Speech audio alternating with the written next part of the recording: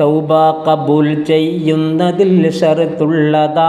സുഹൃത്തുക്കളെ അത് താഴെ ഞാൻ കുറിക്കുന്നിതാ. നീ ചെയ്തതിൽ അതിരറ്റ ഖേദം വേണ്ടതാ. തൗബ അതാണെന്നും ഹദീസിൽ വന്നതാ. തൗബയുടെ തൂണിൽ ഏറ്റവും പ്രബലം ഇതാ. അടിതെറ്റിയാൽ മുടി ചെന്ന് തറ പറ്റുന്നതാ. അതുകൊണ്ട് ദുഃഖം പൂണ്ട് ഹൃദയം നിറയണം.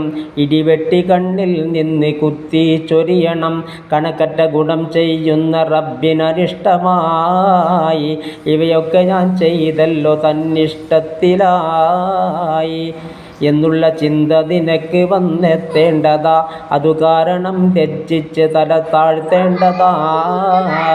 കൂടാതവൻ ശിക്ഷിക്കുമെന്നോർക്കേണ്ടതാ. അത് തടയുവാനൊരു ശക്തിയും ഇല്ലാത്തതാ. ഖുർആൻ ശരീഫ് ഇത് വ്യക്തമായി പറയുന്നതാ. വത്തൂരി സൂറത്തൂതി നോക്കതിലുള്ളതാ.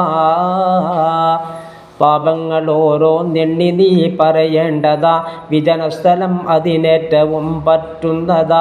നീ ചെയ്ത തെറ്റിൻ്റെ ആഴമോർത്തിട്ടുടനടി നിറയട്ടെ മണ്ണാൽ നിന്റെ മുഴുവൻ തലമുടി. ഇതു കണ്ട് നിന്നോടലിവ് റബ്ബിന് തോന്നണം. പടിവാതിലൊഴിയാതവിടെ നിന്ന് നീ കരയണം. പൊറുക്കൻ്റെ പാപം സയ്യിദി വെറുക്കാതെ. പൊറുക്കുന്നവൻ ആരുണ്ട് നീ അല്ലാതെ. ഞാൻ എൻ്റെ അജ്ഞത കൊണ്ട് നിന്നെ മറന്നതാ. ഖന്നാസ് മന്ത്രം തന്ന് മന്ദത വന്നതാ. യഹലോക ആർപ്പാങ്കടങ്ങൾ എന്നെ വരച്ചതാ. നഫ്സെന്ന ഉന്തിത്തള്ളി വീട്ട് ചതിച്ചതാ. അല്ലാതെ ധിക്കരിച്ചല്ല റബ്ബേ നിന്നെ. അതുകൊണ്ട് നീ ആട്ടരുതിലായി എന്നെ. ഗതിമുട്ടി വന്നവനാര് കണ്ടാനിന്നു ഞാൻ. എന്നോട് പറയരുതെൻ്റെ റബ്ബേ പോകുവാൻ. ദൃഢനിശ്ചയം ഞാൻ തന്നെ ചെയ്യുന്നിന്ന്. ഇനി ദോഷമിൽ ചാടുന്നതല്ല എന്ന്. ഈ രീതിയിൽ ഒരു നിശ്ചയം നിർബന്ധമാ. കൂടാതെ തൗബക്കുള്ള രണ്ടാം തൂണുമാ.